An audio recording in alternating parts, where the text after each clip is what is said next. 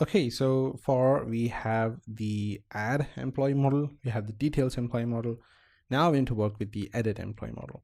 Let's get to our code. And what we can do is we can collapse all of these things.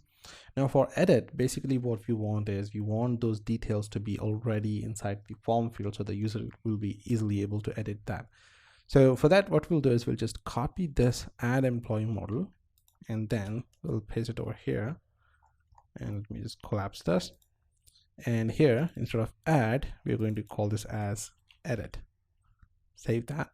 And now if I go to the table here, you can see we have employee edit. Just copy that ID and let's get back to our code here. I'm going to change this to this one, employee edit. Let's see if that worked. Let's get to the browser, and if I click on edit, you can see that we get the form.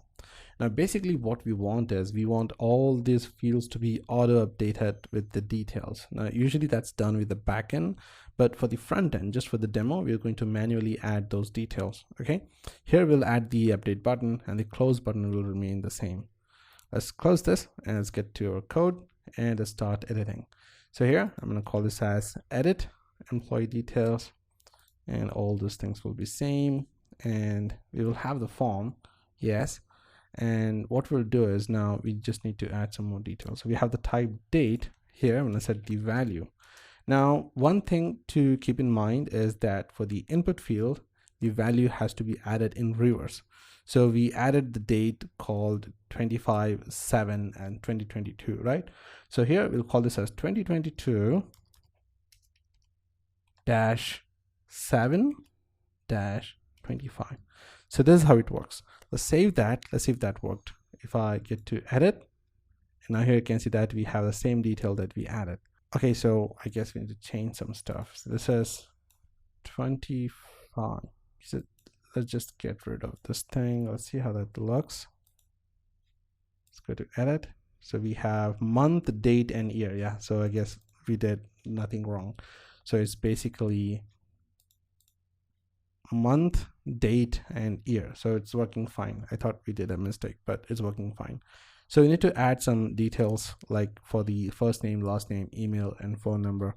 So let's get back over here. And what we'll do is for the placeholder, right after the placeholder, I'm gonna give a value. I'm gonna call this as John.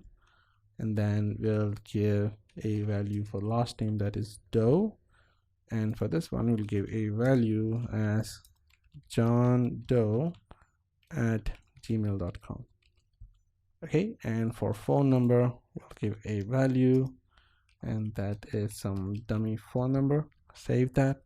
And for job assigned, we have selected as selected job for employee, right?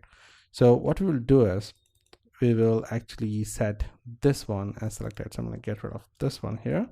I'm going to set the graphic designer as selected. So now the next thing, what we want is we want this to be in warning color. Okay, and we want this to be update.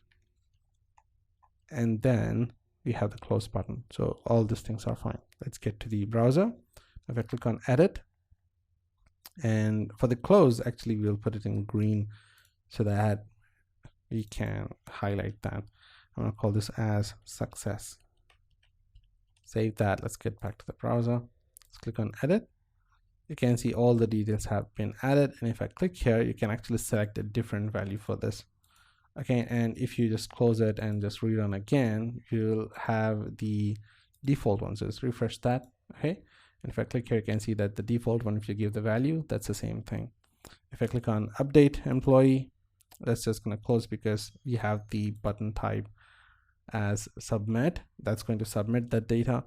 But let's try going to the next one. So what we'll do is we'll go to edit, and this time click on edit details. See what happens? Instead of closing, it opened the edit employee details. And if I click on close, that's going to close that. So basically from details, by clicking on edit details, we can jump into another model, that is the edit employee details model. Next, we'll see how we can work with the delete one. So if I click on this, we want a confirmation message like, do you want to delete this employee? And if you click on OK, that's going to delete that. And if you click on close, that's going to close. So we'll add all those details in the next class.